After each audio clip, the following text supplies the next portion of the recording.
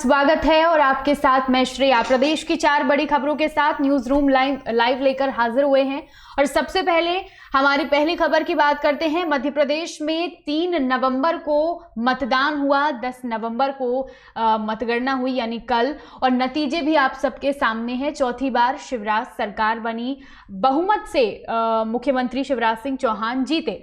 अब इसके बाद कमलनाथ ने अपनी हार स्वीकार की थी। उन्होंने कहा था कि जनादेश का यह फैसला है जिसे मैं स्वीकार करता हूं। मुख्यमंत्री के जीत के बाद, शिवराज सिंह चौहान के जीत के बाद, बीजेपी के जीत के बाद पूर्व मुख्यमंत्री कमलनाथ शिवराज सिंह चौहान से उनके बंगले मिलने पहुंचे, उनसे मुलाकात की और बधाई दी। इसके बाद मीडिया से चर्चा के दौरान उन्होंने बताया, मीडिया से वह रूबरू हुए और उन्होंने बताया कि मैंने शिवराज सिंह चौहान जी को विश्वास दिलाया है कि कांग्रेस विपक्ष के सभी दायित्वों को पूरा करेगी और विकास की तरफ बढ़ने प्रदेश के साथ हमेशा खड़ी रहेगी। कमलनाथ ने कहा कि मैं शिवराज सिंह को जीत की बधाई देता हूं और मैंने कहा है कि आज प्रदेश में कई चुनौतियां हैं जिसे हम साथ मिलकर उन चुनौतियों का सामना करेंगे। इसके अलावा कमलनाथ ने यह कहा कि कई चुनौतियां हैं जैसे बेरोजगारी, कृषि क्षेत्र, और विश्वास भी दिलाया है मुख्यमंत्री को कि विपक्ष की तरफ से प्रदेश के विकास में कोई अड़चनें नहीं आएंगी। तो मुख्यमंत्री शिवराज सिंह चौहान की जीत, बीजेपी की जीत के बाद कमलनाथ उनसे मिलने पहुंचे, उनको बधाई दी और आश्वस्त किया है कि मध्य प्रदेश के विकास में विपक्ष अड़चन नहीं बनेगी और विकास के लिए दोनों जो भी चुनौतियां हैं दोनों ही मिलकर उसका सामना करेंगे। दूसरी खबर की बात करते हैं। मध्य प्रदेश में बीजेपी की जीत और इस जीत के बाद मुख्यमंत्री शिवराज सिंह चौहान आज राज्यपाल आनंदीबेन पटेल से मिलने राजभवन पहुंचे। मुख्यमंत्री ने खुद ट्वीट कर इसकी जानकारी दी थी। उन्होंने ट्विटर पर लिखा कि मैंने राजभवन में राज्यपाल आनंदीबेन पटेल से मुलाकात की, उपचुनाव में मिली सफलता और जनादेश से अवगत कराया और उन्होंने हमें उपचुनाव में जीत की बधाई भी दी है। अब इस मुलाकात के बाद और जीत के बाद मंत्रिमंडल विस्तार की अटकलें शुरू हो गई हैं। मंत्रिमंडल विस्तार कैसा होगा और इस मंत्रिमंडल में कौन कौन होगा, ये भी सवाल उठने लगे हैं। और जब मंत्रिमंडल विस्तार की बात हो रही है तो हम अपनी तीसरी खबर की बात करते हैं जो कि इसी से जुड़ी हुई है। अब जीत के बाद जहां पर बीजेपी की जिम्मेदारियां और बढ़ जाती हैं तो शिवराज सिंह चौहान के लिए अब चुनौतियां भी बढ़ रही हैं। सबसे पहली चुनौती कैबिनेट विस्तार को लेकर है। कांग्रेस से भाजपा में आए 3 मंत्रियों के चुनाव हारने के बाद अब मंत्रिमंडल में 4 और मंत्रियों को शामिल किया जा सकता है।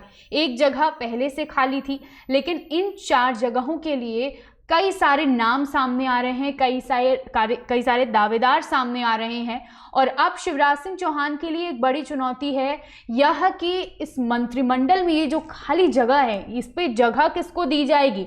शिवराज ने अपनी कैबिनेट में कांग्रेस से इस्तीफा देकर आए 22 में से 14 विधायकों को जगह दी थी, शामिल किया था। इसमें क्षेत्रवार प्रतिनिधित्व जैसे समीकरण नहीं थे, लेकिन अब यह दबाव रह सकता है। अब कई सारे नाम सामने आ रहे हैं, लेकिन इन सबके बीच सवाल यह भी है कि कैबिनेट विस्तार के बाद विधानसभा अध्यक्ष कौन बनेगा, चुनाव हारने वाले सिंधिया समर्थकों को भाजपा संगठन में जगह मिलेगी या नहीं, ये से तमाम सवाल हैं। लेकिन इनके जवाब भी मुख्यमंत्री शिवराज सिंह चौहान ही देंगे और उनके सामने फिलहाल चुनौती है कि मंत्रिमंडल विस्तार में किसको किसको जगह मिलेगी। हालांकि जैसे मैंने आपको बताया कि नाम कई सामने आ रहे हैं, दावेदार कहीं हैं, लेकिन अब ये बीजेपी के ऊपर है कि इसमें जगह किसको दी जाती है। हमारी प्रदेश की चौथी खबर की ओर आते हैं, आखिरी खबर की ओर आते हैं, जो कि उपचुनाव के नतीजों से ही जुड़ी हुई। और इस उपचुनाव में काफी चौंकाने वाला नतीजा आया था डबरा विधानसभा सीट से, जहां पर सिंधिया की कट्टर समर्थक इमरती देवी को हार का सामना करना पड़ा।